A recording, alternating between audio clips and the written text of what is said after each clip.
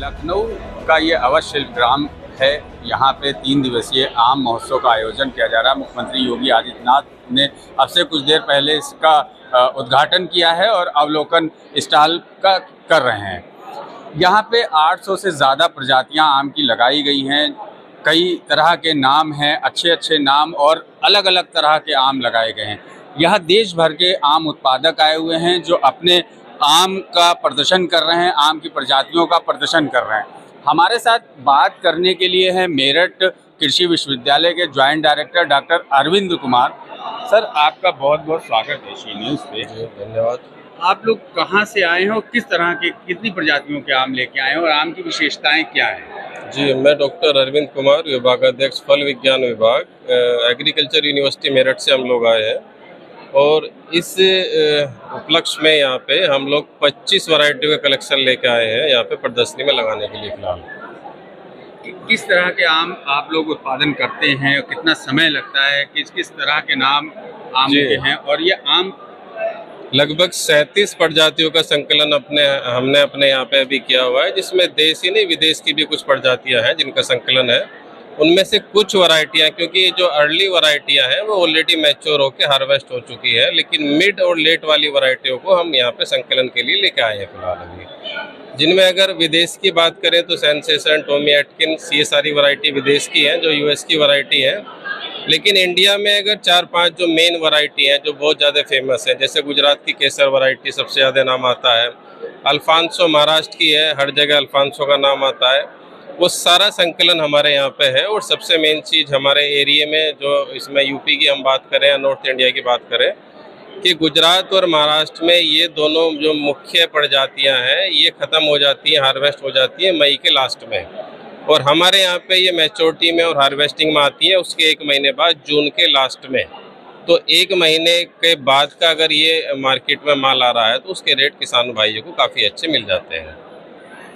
पूरे दुनिया में आम का उत्पादन कितने प्रतिशत होगा, उसमें भारत का भाग कितना है? 50% से ज़्यादा भारत जो है का मतलब भारत में उत्पादन होता है आम का। तो इंडिया वर्ल्ड में नंबर 1 है अगर आम के लिए हम लोग बात करें तो। उनमें से कुछ वैरायटी हमने अपने यहाँ लगाई हुई है जो हम लोग लेकर आए, जैसे कि ये रटोल वैरायटी है। ये भी मेरठ में बागपत एरिया है, उसकी सबसे फेमस वैरायटी, सबसे मीठा आम इसको कहा जाता है। जो इसके खाने वाले, इसके शौकीन होते हैं, वो इसी को ढूंढते हैं कि रटोल आम हमें चाहिए। दशहरी, लंगड़ा और चौसा तो मेन है ही है, हर जगह अवेलेबल हो जाता है, लेकिन रटोल वैरायटी आपको कहीं नहीं मिलेगी।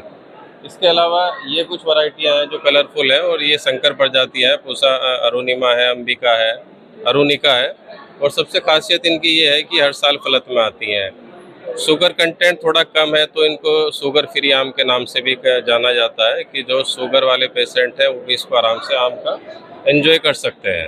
तो ये सारा कलेक्शन हमारे पास है। अल्फांसो की हम लोग बात कर रहे थे, ये अल्फांसो है, अच्छा साइज में है और मैच्योरिटी स्टेज में है। और ये केसर है। केसर की खासियत ये होती है कि ये जो नीचे इसमें ये चोंच निकली हुई होती है, इससे हमारी पहचान होती है कि ये केसर है। जैसे ये मैं देख पा रहा हूँ, ये हुस्न आरा है जी। इसकी क्या विशेषता होती है? इसके सबसे बढ़िया है, हुस्न आरा का मतलब है कि ब्यूटीफुल बहुत ज़्यादा है। सुंदरता के लिए मेनली ये जाना जाता है। अर्ली स्टेज में ये मतलब जो अर्ली वैरायटी है उसी में ये आता है। और इस टाइम मैक्सिमम आम पक चुका है। ये पेड़ का ही पका हुआ आम है और पेड़ पे ही इस तरह का कलर इसके अंदर डेवलप हो जाता है। आम को किस तरह से बिना केमिकल के आप लोग पकाते हैं और आम आदमी किस तरह से पका सकते हैं? सबसे आसान तरीका जो आम को पकाने का है, जैसे कि आम्रपाली वैरायटी है, ये भी संकर प्रजाति है और हर साल फलत में आने वाली है।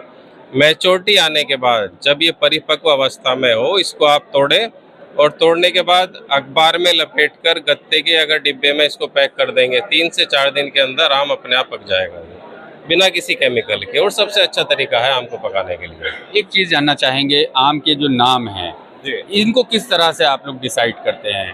देखिए, मेनली तो जो ये लोकल नाम थे सारे, दशहरी हुआ या बाकी सारे नाम है, ये दशहरी तो चूंकि दशहरी गांव में पैदा हुआ था इसलिए उसका दशहरी हुआ था। जैसे रटोल की हम बात कर रहे हैं, वो रटोल गांव में पैदा हुआ था। तो ये सब एरिया के अकॉर्डिंग नाम है जो पुराने हैं।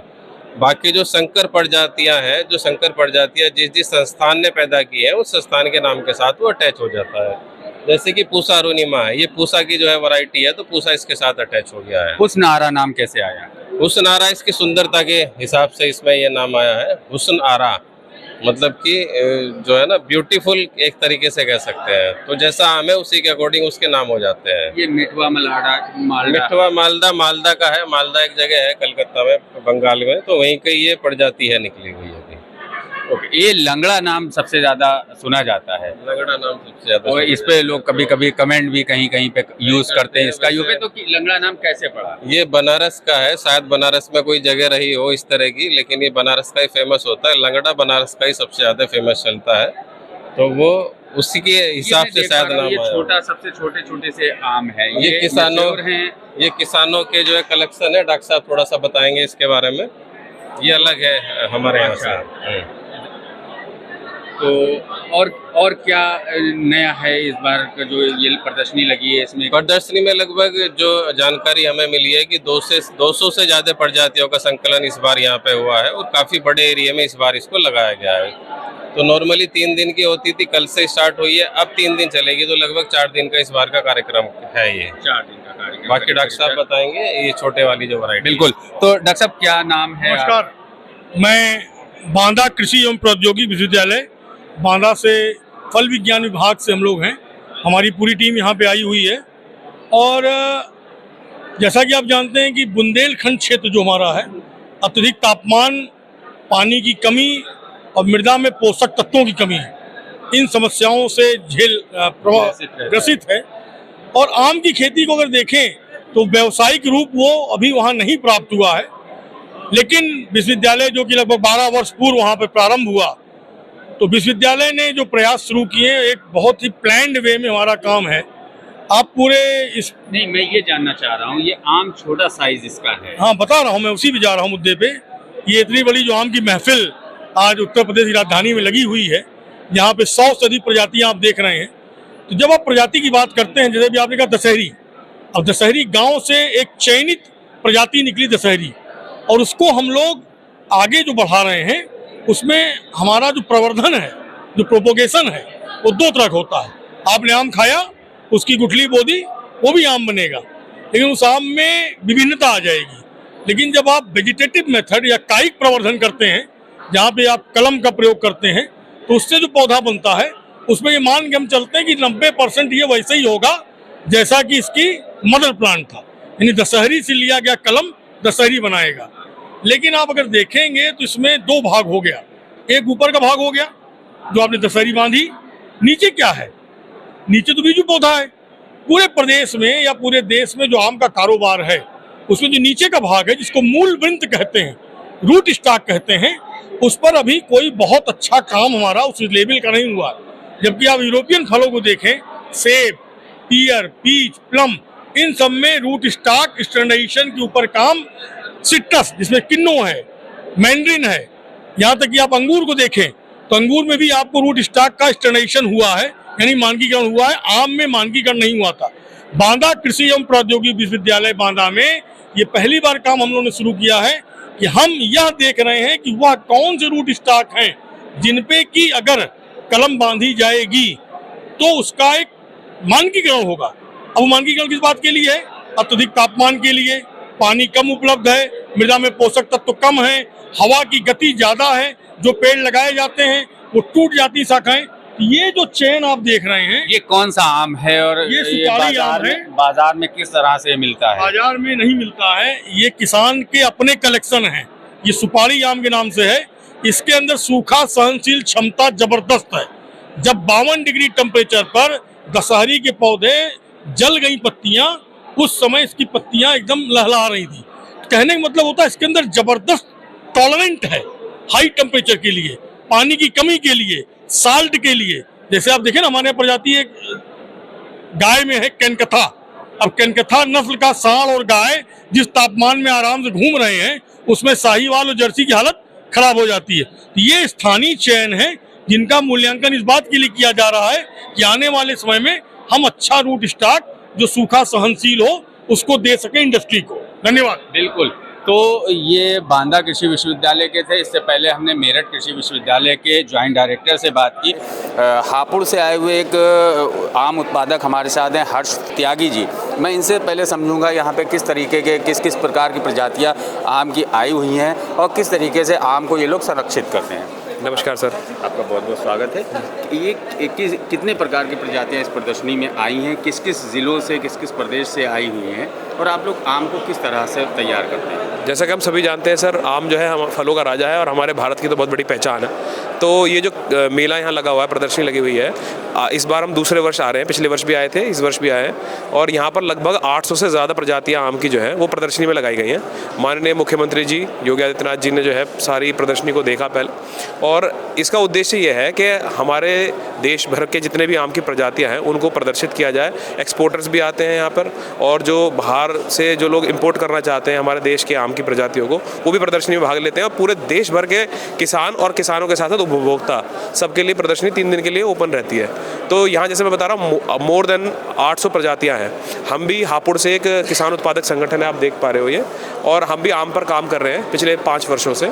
प्राकृतिक रूप से और बिना केमिकल के किस तरीके से आम को तैयार करा जाए, इस क्षेत्र में हम लोग काम कर रहे हैं। तो हम लोगों का इस वर्ष प्रयास है कि आम को निर्यात किया जाए गल्फ़ की कंट्रीज़ में, सऊदीज़ वगैरह। और यहाँ जैसे आप देख पा रहे हो, केवल उत्तर प्रदेश ही नहीं, उत्तर प्रदेश के तो सारे ज़िलों से यहाँ आए हैं आम उत्पादक जो है। साथ में आपके मध्य प्रदेश से, आपका बिहार की साइड से, आपका जो है पहाड़ों में उत्तरांचल से, उत्तराखंड से, इधर से भी लोग आए हैं आम के प्रदर्शनी के लिए, किसान जो आम पे काम कर रहे हैं। इस प्रकार से ये चल रही है, और काफ़ी अच्छा हमें जो है पिछले वर्ष भी यहाँ पर रिस्पांस मिला। काफ़ी लोग जुड़े हमारे साथ जो उपभोक्ता थे, और इस वर्ष भी हम 2 दिन अभी और चलेगा, कल परसों। उम्मीद करते हैं कि काफ़ी अच्छा रिस्पांस हमें मिलेगा यहाँ पे। उपभोक्ता किस तरह से आपसे जुड़ता है? मतलब आपको ऑर्डर देता है या आपके पास इस प्रदर्शनी में अवेलेबल रहता है लेने के लिए? किस तरह से उपभोक्ता आपसे जुड़ता है? जैसे आप देख पा रहे हो, यहाँ प्रदर्शनी पे अलग अलग जो है जहाँ से लोग आए हैं उन्होंने अपना पूरा पोस्टर बैनर लगा के अपना डिटेल दी हुई है। तो लोग जो है उनके साथ डायरेक्ट जुड़ते हैं जो उत्पादक हैं। और उसके अलावा जैसे कि आप देख पा रहे हो यहाँ पर एक्सपोर्टर्स भी काफ़ी हमारे साथ जुड़ते हैं इस प्रदर्शनी के माध्यम से, जो अलग अलग वैरायटियों पर हम काम कर रहे हैं, किस तरीके से हम जो है आम को तैयार करते हैं, पकाते हैं। तो वो सब चीज़ जान के फिर वो हम लोग को जो है ऑर्डर देते हैं हमें, और फिर हम जो है उनको क्वांटिटी में सप्लाई देते हैं। आम को किस तरह से आप लोग पकाते हैं जी बिना केमिकल के? देखिए, आम को बगैर केमिकल के एक ट्रेडिशनल तरीका, पुराना तरीका होता था कि आप जो है उसको कागज़ में लपेट कर 7-8 दिन के लिए छोड़ दो तो आम पक जाता है अपने आप 7-8 दिन 10 दिन बाद। लेकिन क्योंकि उसमें समय बहुत ज़्यादा लगता है, तो अब हमने जो है हमारे FPO के अंदर एक आम को संरक्षित करने का और साथ में पकाने का एक राइपनिंग कोल्ड रूम बनाया है। उसमें जो है आम को जिस तरीके से केला पकाया जाता है, इस तरीके से ही आम को भी पकाया जाता है, बिना किसी केमिकल के, कार्बाइड वगैरह के बगैर। तो उस तरीके से हम पकाते हैं जिससे उसकी जो है गुणवत्ता बनी रहे और फिर हम उसे निर्यात के लिए भी तैयार कर सकें। मुख्य रूप से कौन कौन सी प्रजातियां हैं इसमें? मेन फेमस आम कौन कौन से? 800 प्रजातियां आपने बताई, मुख्य रूप से मेन कौन सी है जो सबसे ज़्यादा पसंद की जाती है? देखिए, अगर निर्यात की बात करें तो हमारे देश से दशहरी का, चौसा का, लंगड़ा का, ये पुरानी वैरायटियां हैं, चली आ रही हैं। हाफूस जो महाराष्ट्र का आम है, अल्फांसो, उसकी बहुत एक्सपोर्ट होती है। ये तो मुख्य प्रजातियां हैं जो हमारे यहाँ पे चलती हैं। पर अब पूसा ने जो है कुछ नई प्रजातियाँ विकसित की है, जैसे आम्रपाली है, आपका मलिका है। ये कुछ ऐसी प्रजातियाँ हैं जो अभी विकसित की गई हैं पिछले कुछ समय में। छोटी अवधि की प्रजातियाँ हैं, मतलब कम समय में ही फल देना शुरू कर देता है पेड़, और हाई डेंसिटी पे हम लगा सकते हैं। तो वो सारी प्रजातियाँ हैं। फिर उसके बाद आप रटोल का एक अलग आम होता है, रटोल के नाम से। फिर आपका जो है कुछ आम इस तरह का है, जैसे डींगा होता है हमारे यहाँ पे देश में। फिर आपका जो है मलियाबाद का सफ़ेदा होता है। तो इस तरीके से बहुत सारी प्रजातियां हैं। नाम तो सर सारों का किसी के लिए भी पॉसिबल नहीं है याद रखना, पर मुख्य तौर पर ये प्रजातियां हैं जिनको एक्सपोर्ट के लिए तैयार किया जाता है। बिल्कुल। तो ये थे हर्ष त्यागी, एक आम उत्पादक हैं जिन्होंने आम की वैरायटीज़ और उसको उत्पादन, उसको संरक्षित के तरीके बताए। बेशक ये आम लखनऊ के मलिहाबाद से शुरू हुआ हो, लेकिन आज पूरे देश में अपनी पहचान बना चुका है, और दशहरी से शुरू हुआ आम आज 800 लगभग 800 प्रजातियों में फैल चुका है। ये आम आप जैसे कि हाल में देख सकते हैं, 800 से ज़्यादा प्रजातियां यहाँ प्रदर्शित की जा रही हैं। अलग अलग वैरायटी के आम हैं, अलग अलग तरह के आम हैं, अलग अलग ज़िलों से आए हैं। और ये 800 प्रजातियों को आप गौर करें कि 800 से ज़्यादा नाम हैं। एक आम को 800 से ज़्यादा नाम दिए गए हैं, अलग अलग तरह से इसको उत्पादन किया गया है आम का। तो कहीं ना कहीं ये सरकार इसको बढ़ावा दे रही है, आम उत्पादन को बढ़ावा दे रही है, विभाग इसके लिए है, और विभाग के मंत्री भी लगे हुए हैं। सैयद अकील, श्री न्यूज़, लखनऊ।